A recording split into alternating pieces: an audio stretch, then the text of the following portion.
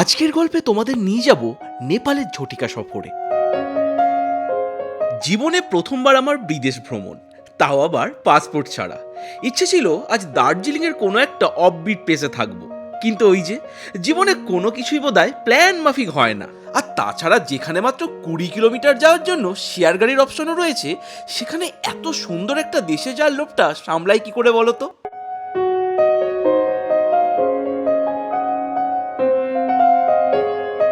গতকাল আমাদের হোমস্টের মালিকের কাছে শুনেছিলাম যে ওখানে নাকি তিব্বতী ফেস্টিভ্যাল অনুষ্ঠিত হচ্ছে, তাই নতুন সংস্কৃতি, নতুন দেশ আর নতুন মানুষজনদের সাথে মেশার তাগিদেই ছুটে এসেছিলাম এখানে। আর এই বিদেশের মাটি কিন্তু আমরা ছুঁয়ে দেখেছিলাম মাত্র 2000 টাকারও কমে। কিভাবে সেটা না হয় একটু ধীরে ধীরে বলি। তাহলে চলো বন্ধুরা, দেরি না করে বরং খুলে ফেলা যাক আজকের ঘুরছে বাঙালির গল্পের ঝুলি।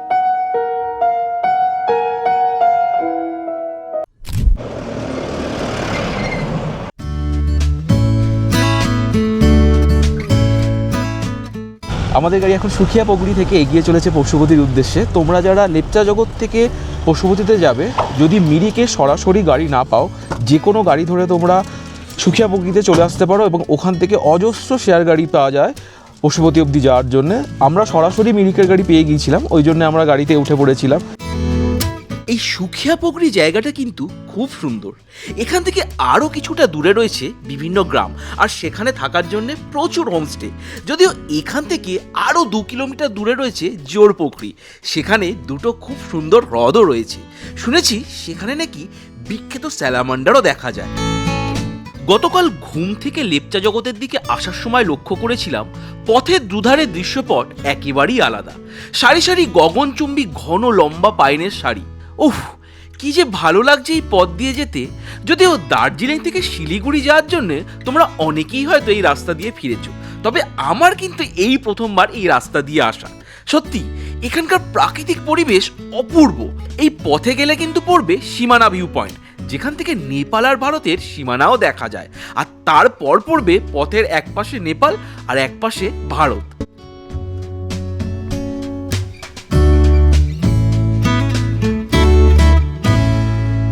আমরা এখন দাঁড়িয়ে আছি পশুপতি মেরিক স্ট্যান্ডে, আর আমাদের ঠিক পিছনেই ইন্ডিয়ান নেপাল বর্ডারের চেকপোস্ট। আমাদের এখন এখানে আসার উদ্দেশ্য হলো চেকপোস্ট পার করে নেপালের পশুপতি মার্কেট ভিজিট করা। যদিও জানি না আমাদের চেকপোস্টের ওদিকে যেতে দেবে কিনা, কারণ আমরা শুনেছিলাম যে ভোটার কার্ড ছাড়া অ্যালাউ করে না, কিন্তু আমাদের কাছে দুর্ভাগ্যবশত শুধুমাত্র আধার কার্ড রয়েছে। চলো ওখানে যাওয়া যাক, দেখি আমাদের আদৌ অ্যালাউ করে কিনা। আর ওইখানে আমরা কোনো ভিডিও করতে পারবো না। চেকপোস্ট যদি পার করতে দেয় তাহলে কিছুটা পের হয়ে যাওয়ার পরে আমরা তোমাদেরকে আপডেট দিচ্ছি যে আদৌ আধার কার্ড জমা রেখে বা দেখিয়ে চেকপোস্ট পার হয়ে নেপালে প্রবেশ করা যায় কিনা। Let's go. India Nepal border checkpost পার করে আমরা এখন দাঁড়িয়ে আছি নেপালে। চেকপোস্ট পার করে দেখতে পেলাম বেশ কিছু দোকানপাট। দরদাম কি হবে জানি না, তবে জিনিসগুলো কিন্তু দেখতে বেশ ইউনিক লাগছে। অনেক দাম কষাকষির পর অবশেষে চেপে বসলাম একটা গাড়িতে। যে কটা পয়েন্ট আমাদের দেখাবে সেই অনুযায়ী টাকা দিতে হবে। বাকি ডিটেলস না হয় দিচ্ছি একটু পরে, তবে তার আগে বরং জায়গাগুলো একটু ঘুরে দেখে নেওয়া যাক। যদিও পয়েন্ট টু পয়েন্ট দেখার তারা আমাদের কখনোই থাকে না, কিন্তু আজই যেহেতু আমরা ফিরে যাব, তাই একটু তাড়াতাড়ি আমাদের এই জায়গাগুলো কভার করতে হবে আজ। পথে যেতে যেতে চোখে পড়ল এমন পাহাড়ের কোলে থাকা কাঠের ছোট্ট সাজানো গোছানো বাড়িগুলো, আর সব বাড়ির বাইরেই কিন্তু প্রেয়ার ফ্ল্যাগ লাগানো রয়েছে। আমাদের এই ড্রাইভার দাদা কিন্তু ভীষণ ভালো মনের মানুষ, তাই পথে আস্তে আস্তে ওনার সাথে আমার অনেক গল্পই হলো। প্রথমবার নেপালে আসা আর এসে প্রকৃতির এমন দৃশ্য দেখা, সত্যি মন ভরে যাচ্ছে। মাঝে দু একটা বাজারও পড়লো বটে, বেশ জমজমাট বাজার। আর এই বাজারে কিন্তু আমি একটা জিনিস লক্ষ্য করলাম, তা হলো অটো। নর্মালি পাহাড়ে আমরা অটো চলাচল করতে দেখি না, কিন্তু এখানে তার ব্যতিক্রম দেখলাম। আমরা বেশ অনেকটা পথই এলাম, কারণ আমরা একেবারে শেষের পয়েন্ট থেকে দেখা শুরু করব। আর এখানে কিন্তু পাইনের আধিক্য খুব কম। দিগন্ত বিস্তৃত ভ্যালি, সাথে পাহাড়ের পর পাহাড় জুড়ে সবুজ চা বাগানের এমন সুন্দর দৃশ্যপট।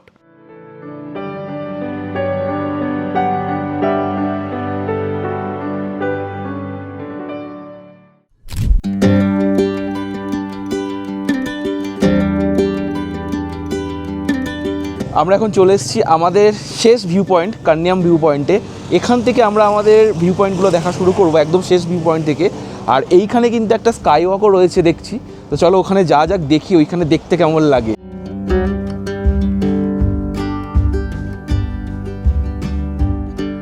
কেমন লাগছে?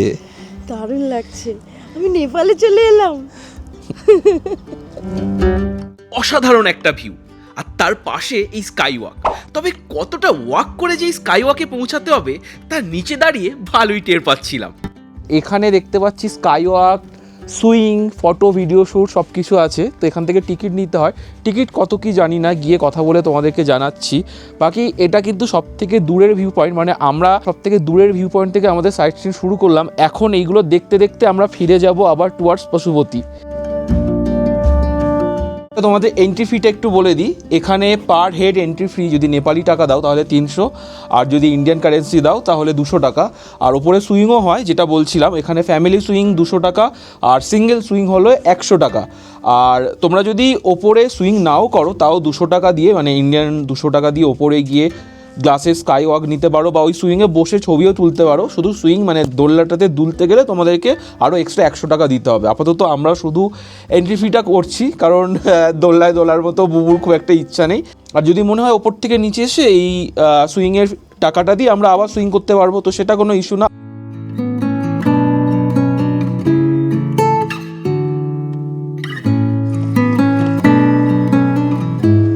বন্ধুরা, এই কান্যাম স্কাই ওয়াকে ওঠার সিঁড়ি কিন্তু মারাত্মক স্টিপ।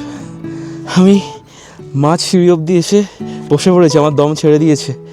তোমরা যারা এই স্কাই ওয়াকে আসবে এই বিষয়টা কিন্তু একটু মাথায় রেখো। বুবু আর আসেনি, বুবু নিচে ওয়েট করছে আমার জন্য, কারণ কালকে ওর হাঁটার সময় একটু পাটা মচকে ছিল, তাই ও আর উঠতে পারলো না। যাই হোক, আমরা প্রায় চলে এসেছি, চলো একটু ওপরের দিকে ওঠা যাক আর দেখাই নিচে কোথা থেকে আমরা ওপরের দিকে এসেছি।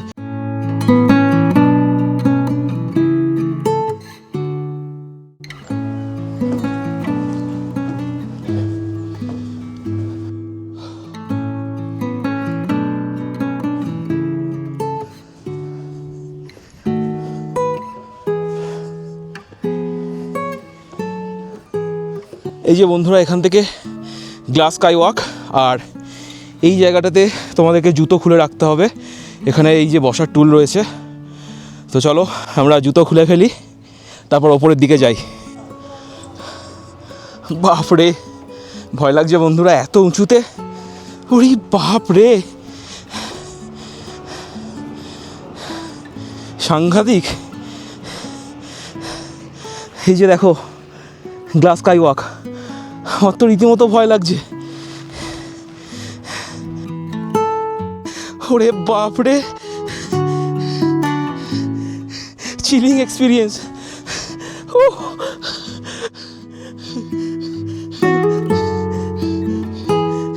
মনে হচ্ছে এই ভেঙে পড়ে যাব। দারুণ দারুণ এক্সপিরিয়েন্স বন্ধুরা। আমি আর এই প্রেশার নিতে পারছি না বন্ধুরা, আমি নেমে গেলাম। তোমাদের যাদের অ্যাডভেঞ্চারের শখ, এসে অ্যাডভেঞ্চার করো। এবার আমাদের নামার পালা। খুব সাবধানে আস্তে আস্তে রেলিং ধরে নামবে তোমরা এখানে আসলে। সিঁড়িগুলো কিন্তু লোহার, পা পিছলে যাওয়ার সমূহ সম্ভাবনা আছে।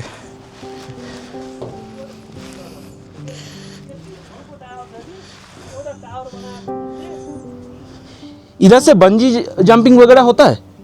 नहीं, इधर से नहीं। आप बंजी करने के लिए नेपाल का उधर कुस्मा गई है। कुस्मा मालूम है, पर्वत जिला। नाम तो नहीं सुना। इधर से कितना किलोमीटर दूर है? इधर से तो बहुत है। अच्छा, ओरे बाप रे, तो बहुत दूर है। अच्छा, उधर बंजी जंपिंग होता है? उधर बंजी जंपिंग। अच्छा अच्छा। বন্ধুরা, এই দিকে দেখো, এইখানে এই যে সুইং হয়, এখানে তোমরা আসলে এইখানে বসে তোমরা ছবি টবি নিতে পারবে। আর এই সুইং করার জন্যে তোমাদেরকে পার হেড ইন্ডিয়ান টাকায় 100 টাকা করে দিতে হবে। তো এটাও রীতিমতো ভয়ঙ্কর, মানে এটা পুরো ওই বাইরের দিকে চলে যাবে আবার ভেতরের দিকে আসবে।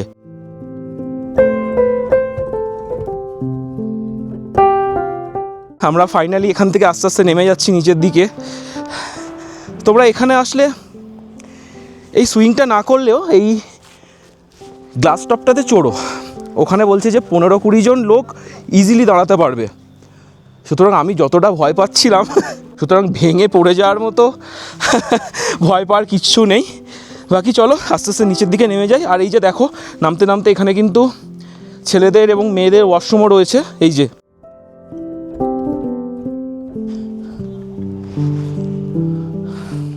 বাবু, মারাত্মক চিলিং এক্সপিরিয়েন্স। ওই কাঁচের স্কাই ওয়াকটা না, বাপরে রীতিমতো মানে হাঁটু কাঁপছিল। তো আমি উঠিনি, অত উঁচুতে আমার এমনি ভয় করে। তবে এখানে ওই যে সিকিউরিটি যে দিদিটা রয়েছেন না, উনি খুব ভালো গল্প করছিলাম, অনেকক্ষণ থেকেই গল্প করছিলাম।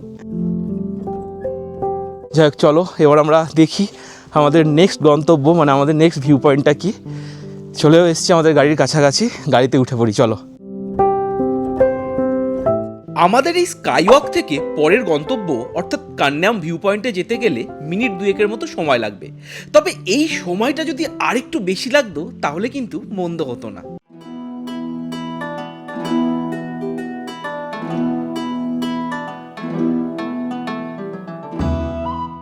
এই হলো নেপালের বিখ্যাত কান্যাম ভিউ পয়েন্ট।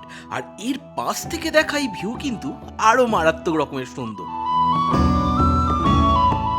ভিউ পয়েন্ট ঠিক যতধিক সুন্দর, ঠিক ততোধিক টুরিস্ট ভিড় জমিয়েছে এই ভিউ পয়েন্টে। তাই এখানে ফটো তোলার জন্য দেখলাম রীতিমতো লাইন পড়ে গিয়েছে টুরিস্টদের মধ্যে। তাই আমরা ভাবলাম এখানে না দাঁড়িয়ে বরং কিছুটা সামনের দিকে এগিয়ে যাওয়া যাক। এখানে টুকিটাকি খাওয়া দাওয়া করা আর কেনাকাটা করার জন্য বেশ কয়েকটা দোকান আছে দেখলাম। আর সাথে দেখলাম এখানে দাঁড় করা রয়েছে বেশ কিছু ঘোড়াও।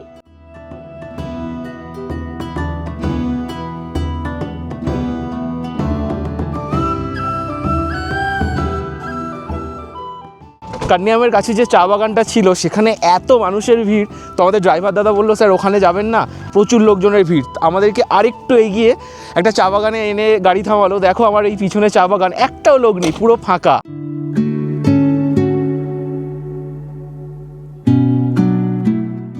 গত বছর দার্জিলিংয়ের অফবিট পেশকের চা বাগানে গিয়েছিলাম, আর এই বছর আমাদের আসা এই প্রথম নেপালের চা বাগানে। চারিদিকে দৃশ্যপট যে ঠিক কতটা সুন্দর তা বলে বোঝাতে পারবো না। একেবারে শান্ত নিরিবিলি একটা পরিবেশে, দূরে ধুধু বিস্তৃত দিগন্ত, আর মাঝে পাহাড়ের বুকে এই সবুজ চা বাগান, অপূর্ব লাগছে জাস্ট। কেমন লাগছে? দারুণ লাগছে, কি সুন্দর এই জায়গাটা, দারুণ জায়গা। ভাববে না যে আমি বলছি বলে, মানে ভিডিওতে বলছি বলে আমি হয়তো বাড়িয়ে বাড়িয়ে বলছি। তোমরা কিন্তু এই মিরিকের দিকে বা দার্জিলিংয়ে এলে সাইট সিনের জন্য কিন্তু এই দিকটা একবার এসো, দারুণ লাগবে তোমাদের, দারুণ লাগবে। আর এই জিনিসগুলো দেখে আমি ডেফিনেটলি চোখ বন্ধ করে বলতে পারবো যে এখানে ভারতীয়রা ডেফিনেটলি আসে। একদম। দেখো এখানেও মুক্তি নেই, চারিদিকে বোতল ছড়ানো প্লাস্টিকের।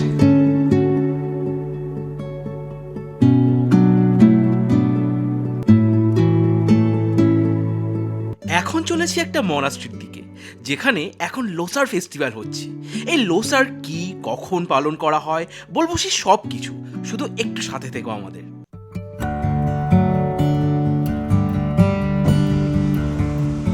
আমাদের পেট পুজো কখন হবে জানা নেই, তবে গাড়ির পেট ভর্তি করে আমরা এগিয়ে চললাম সামনের দিকে।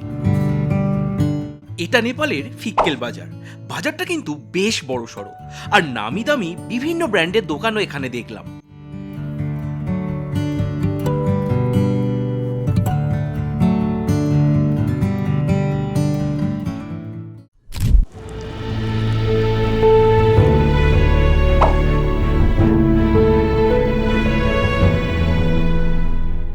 লোসার একটা তিব্বতী বৌদ্ধ সংস্কৃতির খুব গুরুত্বপূর্ণ উৎসব।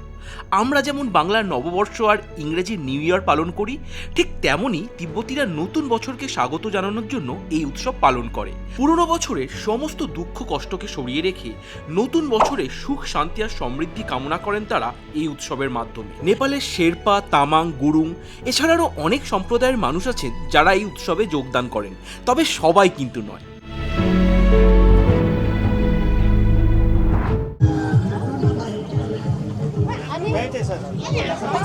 বন্ধুরা ভাগ্যের কি যোগ দেখো, আমাদের লোসার উৎসব অ্যাটেন্ড করার কথা ছিল দার্জিলিংয়ে, কিন্তু আমরা এখন নেপালের মধ্যে এসে এখানে লোসার উৎসব অ্যাটেন্ড করছি এবং এই যে নেপালি ম্যাম আমাদের জন্য এনেছে। Thank you so much. Traditional drink.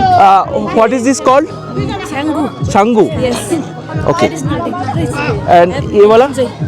ये ये तो मिठाई है। अच्छा अच्छा नमकीन। Taste Thank you. करके बताइएगा कैसा है। ओके ओके एक ले ले। पकड़ दूंगी ना।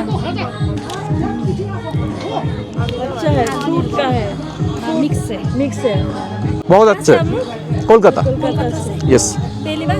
पहली बार। पहली बार आया। भाई जी मेरा। ওকে ওকে मामा का। ওকে আমরা এখন এই নেপালের মনাস্ট্রিতে এসে লোসার ফেস্টিভ্যাল অ্যাটেন্ড করছি এবং এই ফেস্টিভ্যাল 3 দিন ধরে হচ্ছে। তো আজকে এদের খাওয়া দাওয়ার দিন। আমি চাঙ্গু খাচ্ছি, এটা কিন্তু পুরোটা ওয়াইন দিয়ে তৈরি। এবার মুশকিল হচ্ছে বাড়ির লোক যখন এই ভিডিওটা দেখবে আমার পিঠের চামড়া উঠতে চলেছে। বাট নেভার দ্য লেস এটা ট্র্যাডিশনের মধ্যে পড়ে। আজকে লোসার ফেস্টিভ্যালে সবাই এটা খাচ্ছে, তো আমি রিফিউজ করলাম না। যা হবে দেখা যাবে।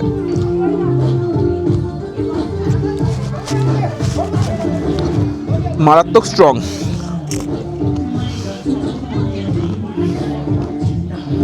মারাত্মক ভাই, মানে আজকে আমাদের সাথে যা যা এক্সপিরিয়েন্স হচ্ছে মারাত্মক লেভেলের। মানে সকাল অবধি আমাদের ঠিক ছিল না আমরা পশুপতিতে আসবো, হঠাৎ চলে আসলাম। হঠাৎ এখানে আসলাম সাইট সিন দেখতে, আর এখানে এসে লোসার ফেস্টিভ্যাল একদম চাক্ষুষ উপলব্ধি করতে পারছি। এবং এই যে হাতে ছাঙ্গু আর এদের একটা মিষ্টি, খুব পরিমিত মিষ্টি কিন্তু দারুণ খেতে আর খুব ক্রাঞ্চি। আর এই যে ওয়াইন দিয়ে তৈরি ছাঙ্গু, এর আমার খেতে গলা বুক জ্বলে যাচ্ছে, বাট স্টিল আমি এটা শেষ করে দেবো।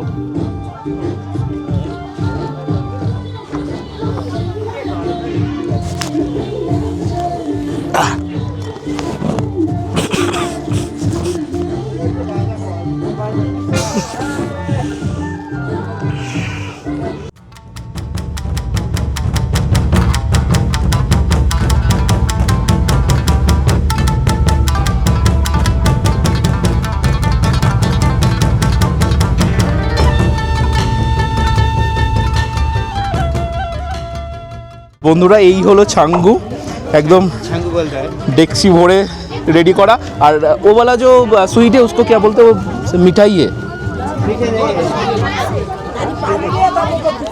ये वाला, इसको खपसे बोलता है। खपसी। अच्छा अच्छा, और इसमें क्या है? अच्छा इसमें पुलाव है। আচ্ছা তো বন্ধুরা দেখতেই পেলে ছাঙ্গু, পোলাও আর খাপসি এই তিনটে জিনিস এখানে এদের লোসার ফেস্টিভ্যালে আজকে খাওয়া দাওয়া হচ্ছে। আমার তো ভাই ছাঙ্গু খেয়ে রীতিমতো অবস্থা খারাপ, চোখ টোক ধোয়া হওয়ার দিকে। একদম স্ট্রং ফ্লেভার ওয়াইনের পুরো।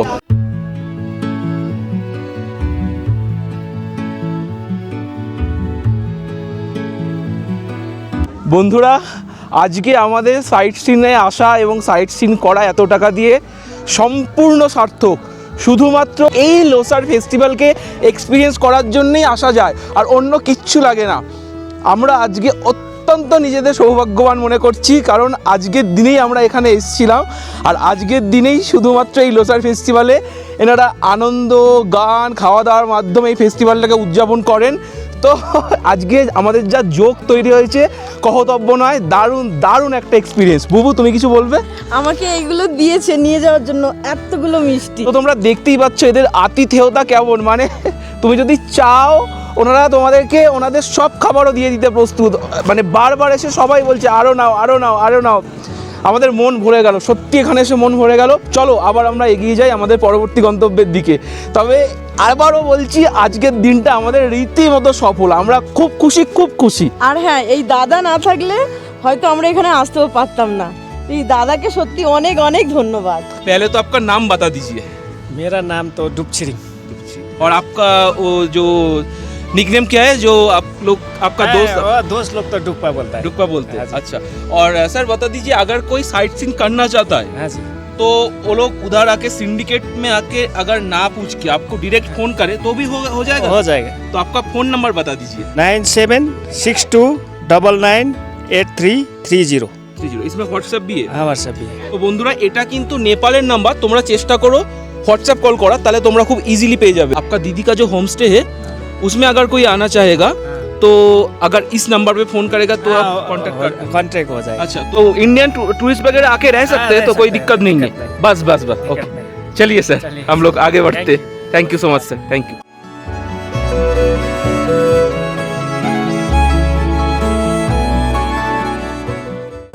ব্লগের চক্করে বেশি বিরক্ত দেখিয়ে ছাঙ্গু খেয়ে নিলাম 2 গ্লাস, এখন মাথা ঘুরছে রীতিমতো। আমি বসে আছি এখন বুদ্ধা পার্কে। তোমাদের যে বুদ্ধা পার্কের অ্যাটমসফিয়ারটা দেখাবো চারিদিকের, সেই ক্ষমতাও নেই। কথা জড়িয়ে আসছে, মাথা হালকা হয়ে গেছে। Alcohol hit me pretty hard I guess. ভাই রীতিমতো হাসি পাচ্ছে এখন শুধু।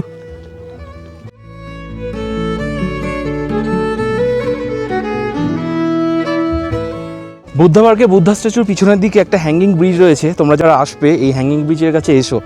এখানে অ্যাট এ টাইম 25 জন লোক উঠতে পারে, তো it's pretty safe I guess. চলো ওঠা যাক। আমরা যে জায়গা থেকে আসলাম মানে স্কাই ওয়াক থেকে, তার তুলনায় হ্যাঙ্গিং ব্রিজ কিচ্ছু মনে হচ্ছে না। চলো।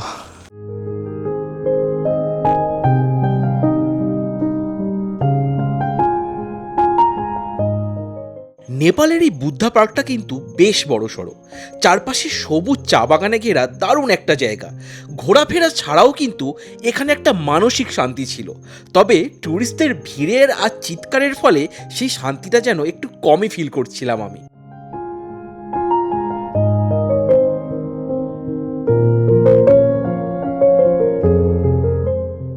আমরা এখন চলে এসেছি পশুপতি মার্কেটে।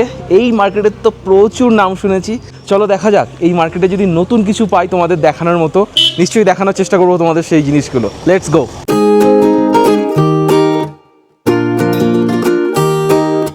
এই পশুপতি মার্কেটে বিক্রি হওয়া জিনিসগুলো কিন্তু বেশ ইউনিক লাগছিল।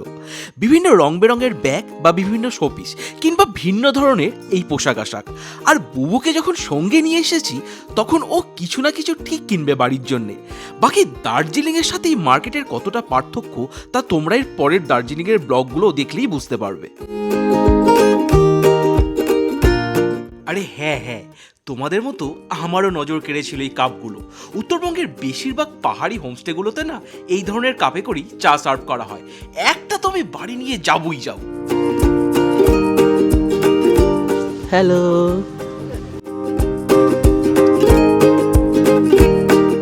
যাকে সাথে করে নিয়ে এসেছি মনে হচ্ছে এখান থেকেই সব মার্কেটিং করে নেবে, তবে এখানকার এই জিনিসগুলো কিন্তু সত্যিই খুব সুন্দর।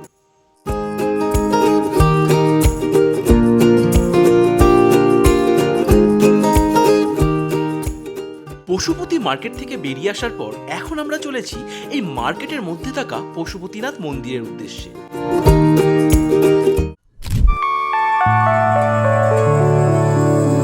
আমরা চলে এসেছি আমাদের নেপালের সাইট সিনের লাস্ট পয়েন্ট পশুপতি মন্দিরে।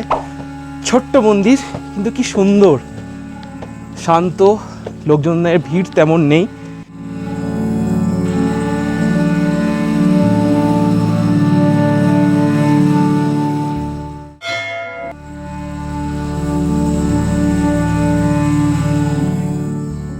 পশুপতি মার্কেট থেকে পায়ে হাঁটা দূরত্বে রয়েছে এই পশুপতিনাথের মন্দির।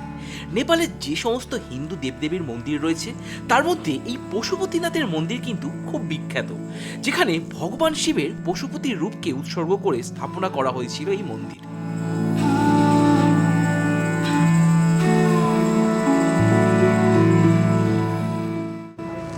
পশুপতি মন্দিরে বসে আছি, আর এখানে যে ট্যুরিস্টরা আসছে তারা ভারী মজার রিয়াকশন দিচ্ছে।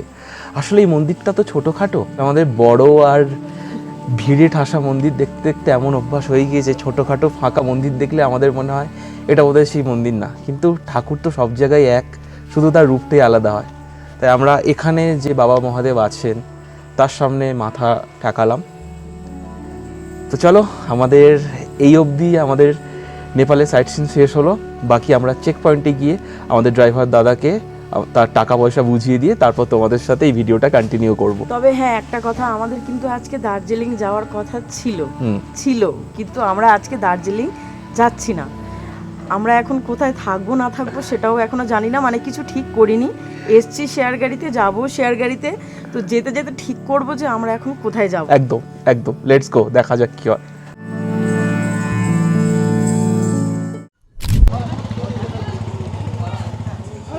তো আমাদের আজকে নেপালের সাইট সিইং শেষ হলো। আমরা মোটামুটি আজকে 5টা জায়গা দেখেছি। একটা হলো মার্কেট, একটা হলো পশুপতি মন্দির, একটা হলো Buddha park with tea garden, একটা হলো মনাস্ট্রি, আর 5 নম্বর হলো কান্যাম স্কাই ওয়াক।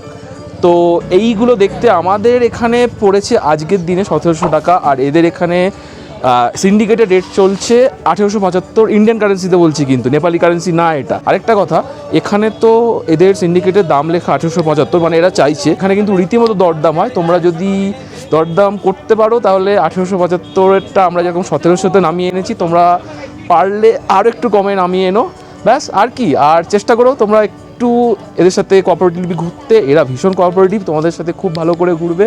বাকি চলো আমরা চলে যাই, আমাদের নেপাল ভ্রমণ আজকের মতো সাঙ্গ হলো। এখন আমরা আস্তে আস্তে এই চেক পয়েন্ট থেকে বেরিয়ে আবার আমাদের ইন্ডিয়াতে ঢুকে পড়ি।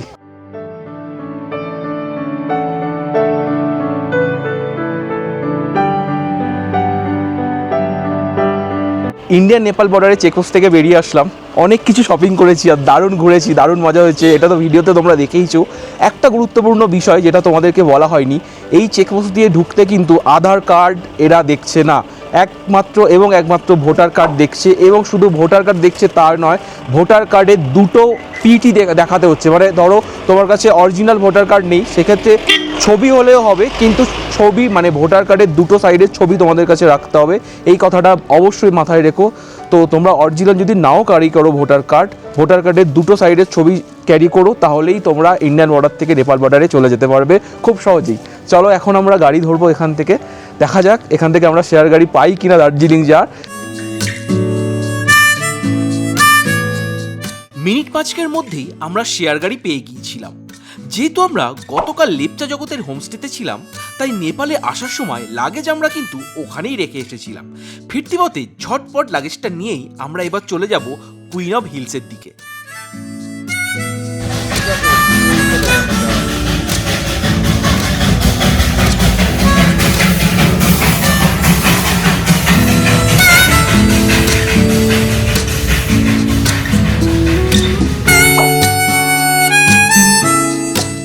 কালকে থেকে আমরা একটা একটা করে প্ল্যান করছি, আর ভগবান বলছে না, তোরা যা প্ল্যান করছিস সেগুলো আমি হতে দেবো না, আমার প্ল্যানে তোদের চলতে হবে। আমরা ঠিক করেছিলাম আজকে দার্জিলিং আসবো না, আমরা লেপচা জগতেই থেকে যাব রাতটুকুনি, কালকে সকালে আসবো। কিন্তু আমরা যখন চেক পয়েন্ট থেকে বের হলাম, তখন একদম আমাদের সামনে যে গাড়িটা দাঁড়িয়ে ছিল, সেই গাড়িটা হলো যে দাদার সাথে আমরা গিয়েছিলাম পশুপতি মার্কেটে, সেই দাদার গাড়ি। মানে সেই দাদা মিরিক থেকে ফিরছিল। তো আমাদের থেকে দাদা বললো, আরে তোমরা, আর আমরা বললাম, আরে দাদা তুমি।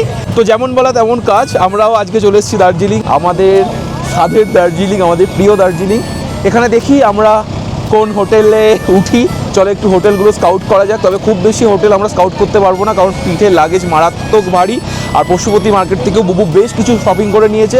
আপাতত আমরা ম্যাল রোডের দিকে যাচ্ছি, ওখানে একটু বাজেটের পরিষ্কার পরিচ্ছন্ন হোটেল দেখে আমাদের চেক ইন করার ইচ্ছা রয়েছে। Let's go. তাহলে বন্ধুরা, আপাতত ভিডিওটা এই পর্যন্ত। দেখা হচ্ছে তোমাদের সাথে খুব শিগগিরই দার্জিলিংয়ের কিছু অফবিট পায়ে হাঁটা জায়গার গল্প নিয়ে। ভিডিওটা ভালো লাগলে লাইক, শেয়ার আর সাবস্ক্রাইব করে ঘুরছে বাঙালির সাথে থেকো। আর পারলে প্লিজ আমাদেরকে একটা কমেন্টে জানিও এই ভিডিওটা তোমাদের কেমন লেগেছে। আপাতত আমার গল্পের নোটে গাছটা এখানেই মোড়ালো।